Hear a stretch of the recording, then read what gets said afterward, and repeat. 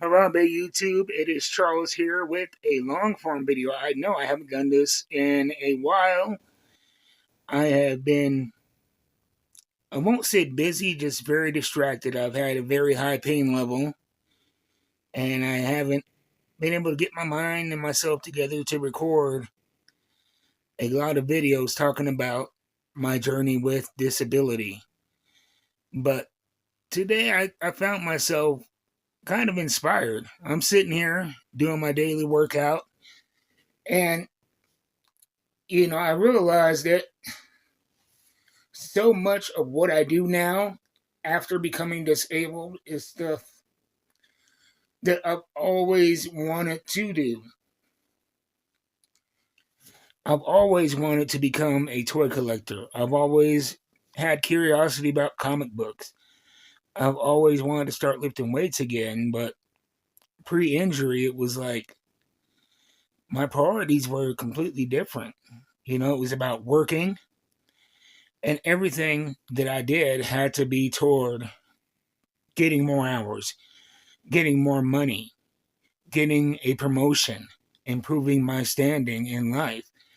And anything not toward that was deemed a waste of time. And so I didn't lift weights because I didn't need to lift weights to work at the store I did. I didn't collect toys because that was a waste of money. I didn't read comic books because I had a skewed opinion of what comic books were and who the audience was and what they entailed, and it was stuff that kids did.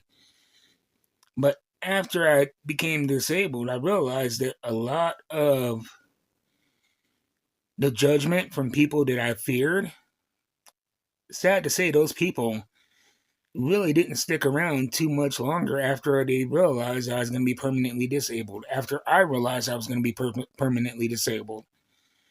And so I didn't have pressure from them to live a certain way.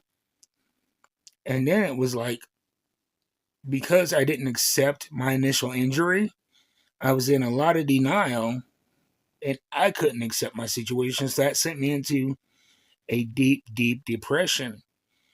And when I finally was able to climb out of that via therapy and taking, affirmative actions to improve my mental health, I realized that there is a beauty to being at rock bottom, and that is you have nothing left to lose. And you can just try shit. And you can fail without the consequences that you felt were so important beforehand. And, I found a freedom in that. Yeah, I started collecting action figures by accident.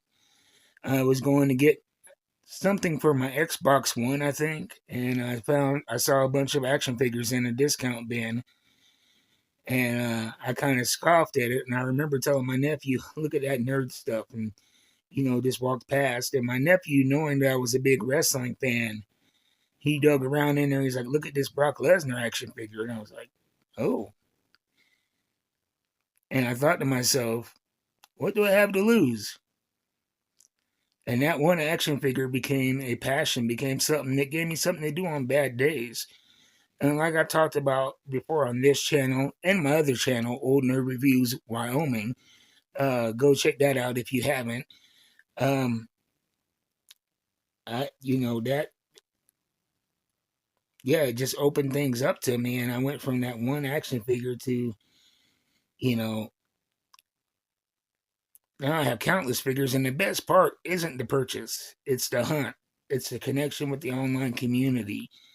It's trying to find the right price. It's something to keep you preoccupied and your mind off of pain. And that led into comic book collecting.